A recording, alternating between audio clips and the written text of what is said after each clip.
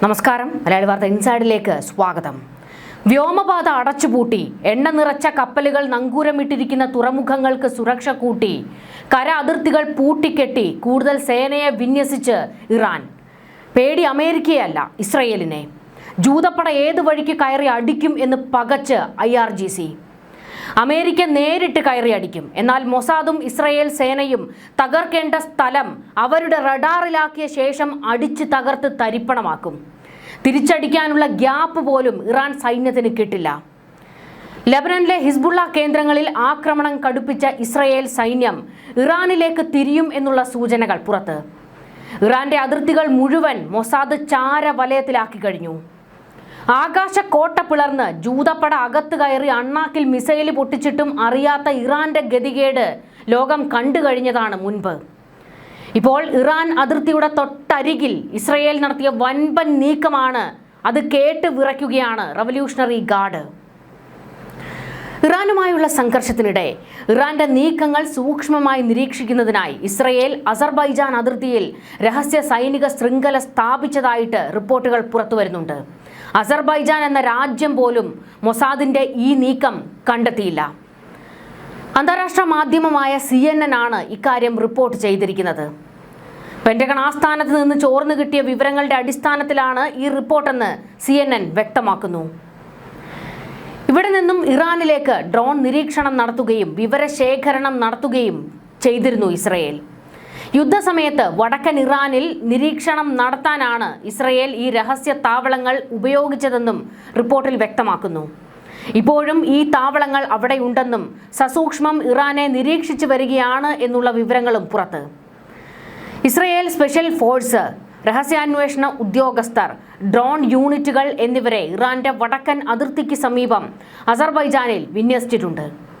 ഇറാനിലെ തബ്രീസ് നഗരത്തിൽ നിന്ന് വെറും 97 കിലോമീറ്റർ അകലെയുള്ള ദക്ഷിണ അസർബൈജാനിലെ കേന്ദ്രങ്ങളിൽ നിന്നാണ് ഈ സംഘം പ്രവർത്തിക്കുന്നത് എന്ന് റിപ്പോർട്ടിൽ പറയുന്നു. ഇസ്രയേൽ ലക്ഷ്യമിട്ടുള്ള മിസൈൽ വിക്ഷേപണങ്ങളെക്കുറിച്ച് മുൻകൂട്ടി മുന്നറിയിപ്പ് നൽകുന്നതിനും ഇറാന്റെ സൈനിക നീക്കങ്ങൾ നിരീക്ഷിക്കുന്നതിനുമായി മാസങ്ങൾക്ക് മുൻപ് തന്നെ ഇവിടെ അത്യാധുനിക നിരീക്ഷണ ഉപകരണങ്ങൾ സ്ഥാപിച്ചിരുന്നതായും റിപ്പോർട്ടിലുണ്ട്. അസർബൈജാൻ കൂടാതെ ഇറാഖ്, UAE, സൊമാലിലാൻഡ് എന്നിവിടങ്ങളിലും ഇസ്രയേൽ ഇത്തരത്തിൽ സൈനിക സൗകര്യങ്ങൾ ഒരുക്കിയിട്ടുണ്ട് എന്നാണ് വിവരങ്ങൾ. ഇറാന്റെ വടക്ക്, പടിഞ്ഞാറ്, തെക്ക് അതിർത്തികളെ വലയം ചെയ്യുന്ന രീതിയിലുള്ള ഒരു ശൃംഖലയാണ് ഇതിലൂടെ ഇസ്രയേൽ ലക്ഷ്യമിടുന്നത്. ഇറാനിൽ നിന്നുള്ള ഡ്രോൺ ആക്രമണങ്ങളെ പ്രതിരോധിക്കാൻ UAEയിൽ ഇസ്രയേൽ അയൺ ഡോം വ്യോമ പ്രതിരോധ സംവിധാനം വിന്യസിച്ചിട്ടുള്ളതായും റിപ്പോർട്ടുകളുണ്ട്. അസർബൈജാനിലെ ഇസ്രയേലിന്റെ രഹസ്യ താവളത്തിന്റെ കാര്യം ആദ്യമായാണ് പുറത്തുവരുന്നത്. ഇറാനെതിരായ യുദ്ധത്തിൽ അയൽ രാജ്യങ്ങളെ ഇസ്രയേൽ എങ്ങനെ ഉപയോഗിച്ചു എന്നതിൻ്റെ കൂടി വിശദാംശങ്ങളാണ് ഇപ്പോൾ പുറത്തു വന്നുകൊണ്ടിരിക്കുന്നത്. അതായത് അയൽ രാജ്യങ്ങൾ പോലും അറിയാതെ അവരെ ഇറാനെ ആക്രമിക്കുന്നതിന് വേണ്ടിയുള്ള ഒരു താവളമാക്കി മാറ്റിയിരിക്കുകയാണ് ഇസ്രയേൽ ചെയ്യുന്നത്.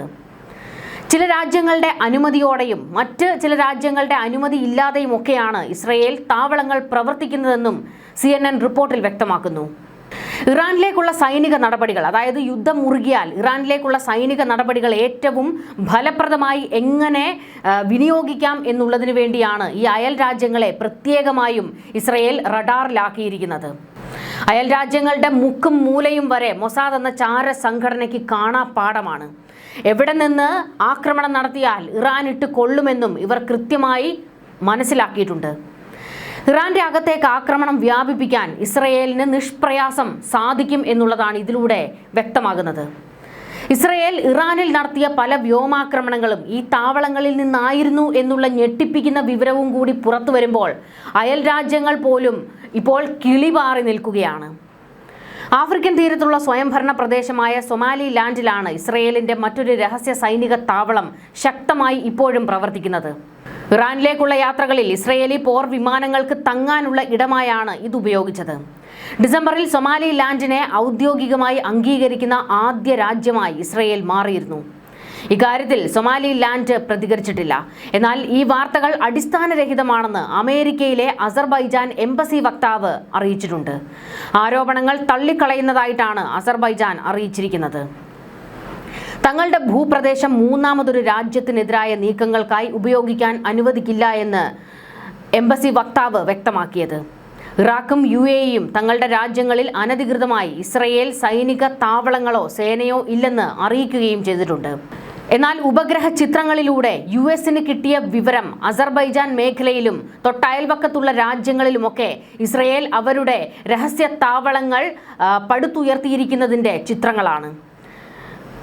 ഇതിൽ നിന്നാണ് മാധ്യമങ്ങൾക്ക് വിവരങ്ങൾ ചോർന്നു കിട്ടിയിരിക്കുന്നത്. എന്തായാലും ഈ വിഷയത്തിൽ ഇസ്രയേൽ ഇതുവരെ ഒരു പ്രതികരണവും നടത്തിയിട്ടില്ല. ഇസ്രയേലിന്റെ ചാരപ്രവർത്തനവും മൊസാദിനെയും ഭയക്കാത്ത ലോക നേതാക്കളില്ല, രാജ്യങ്ങളുമില്ല. എല്ലായിടത്തേക്കും നിഷ്പ്രയാസം അവർ നുഴഞ്ഞു കയറും. സാക്ഷാൽ അമേരിക്കയെ വരെ ചാര റഡാറിലാക്കിയതിന്റെ വിവരം ഇപ്പോൾ പുറത്തു വന്നിട്ടുണ്ട്. മുതിർന്ന അമേരിക്കൻ ഉദ്യോഗസ്ഥരെ ഇസ്രയേൽ രഹസ്യമായി നിരീക്ഷിക്കുന്നുവെന്ന് അമേരിക്കൻ പ്രതിരോധ ആസ്ഥാനമായ പെന്റഗൺ ഇപ്പോൾ വ്യക്തമാക്കിയിരിക്കുന്നത്.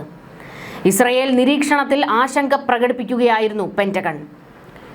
ഇറാൻ വിഷയത്തിൽ പ്രസിഡന്റ് ഡൊണാൾഡ് ട്രംപും ഇസ്രയേൽ പ്രധാനമന്ത്രി ബെഞ്ചമിൻ നെതന്യാഹുവും തമ്മിലുള്ള ഭിന്നത രൂക്ഷമായ സാഹചര്യത്തിലാണ് പുതിയ റിപ്പോർട്ടുകൾ പുറത്തുവരുന്നത്.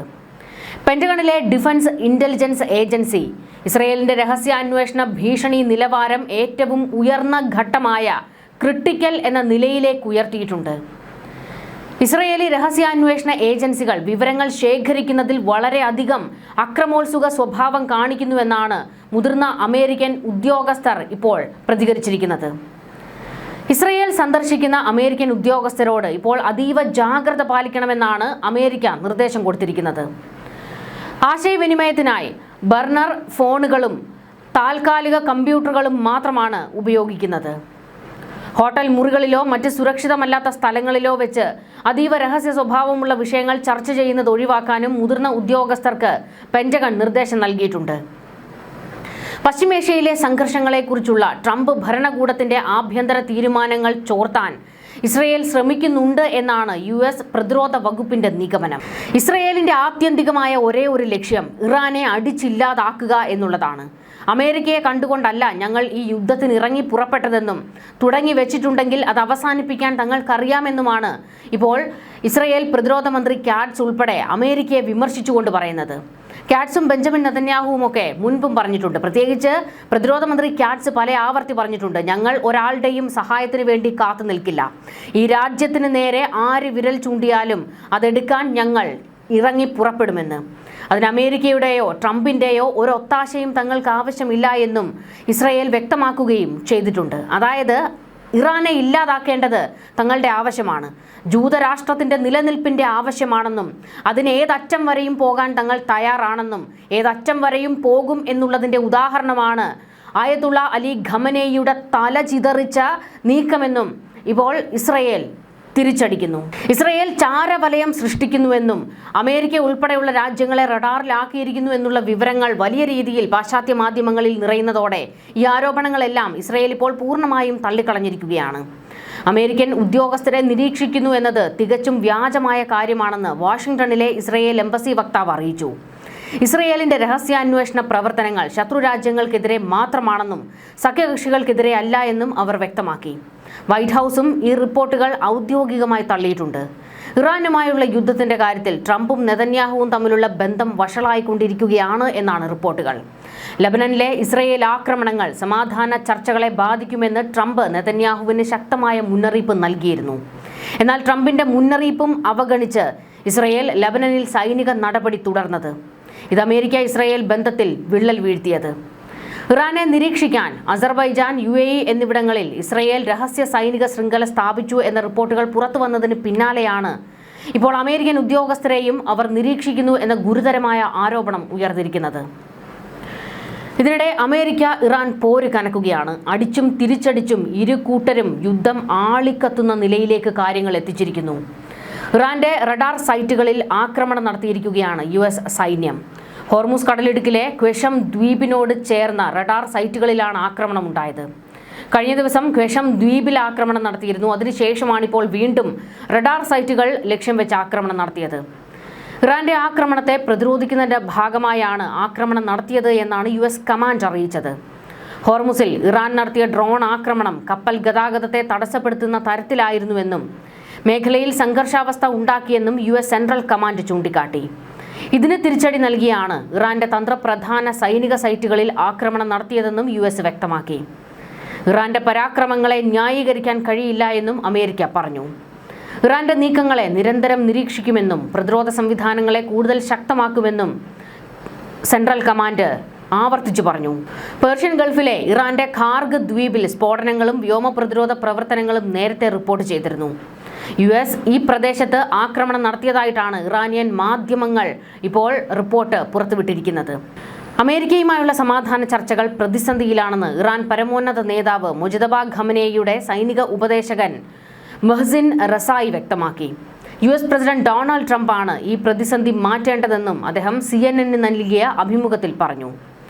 പന്ത് ട്രംപിന്റെ കോർട്ടിലാണ്. യുദ്ധം വീണ്ടും ആരംഭിക്കുകയാണെങ്കിൽ അത് ഇന്ത്യൻ മഹാസമുദ്രം, ചെങ്കടൽ, ബാബേൽ മന്ദബ് കടലിടുക്ക്, മെഡിറ്ററേനിയൻ കടൽ എന്നിവിടങ്ങളിലേക്ക് കൂടി വ്യാപിപ്പിക്കുമെന്ന് റസായി മുന്നറിയിപ്പ് നൽകി. ഇറാന്റെ പിന്തുണയുള്ള യമനിലെ ഹൂതി വിമതർ ചെങ്കടലിലേക്ക് പ്രവേശിക്കുന്ന ബാബൽ മന്ദബ് കടലിടുക്കിലൂടെയുള്ള കപ്പൽ ഗതാഗതത്തിന് നേരെ ആക്രമണം നടത്തുന്നതിൽ നിന്നും വിട്ടുനിൽക്കുകയാണ്. ബാബൽ മന്ദബും ഹോർമുസ് കടലിടുക്കും അടച്ചുപൂട്ടിയാൽ അത് ലോകത്തെ എണ്ണവാതക വിതരണത്തിന്റെ 4/1 തടസ്സപ്പെടുത്താൻ കാരണമാകുമെന്നും കൈവിട്ട കളിയിലേക്ക് നിൽക്കണ്ട എന്നും ഇറാൻ പറയുന്നു. എന്നാൽ ഇറാനെ വരുതിയിലാക്കിയേ തങ്ങൾ അടങ്ങൂ എന്നാണ് ട്രംപിന്റെ മുന്നറിയിപ്പ്. ഇരു കൂട്ടരും തമ്മിൽ വാക്പോര് യുദ്ധത്തിലേക്കും ആക്രമണങ്ങളിലേക്കും പരിണമിച്ചിരിക്കുകയാണ്. ഇതൊരു ഘോര യുദ്ധത്തിന് വഴിവെക്കുമോ? പശ്ചിമേഷ്യ വീണ്ടും ആളിക്കത്തുന്നു. ന്യൂസ് ഡെസ്ക് മലയാളി വാർത്ത ഇൻസൈഡ്.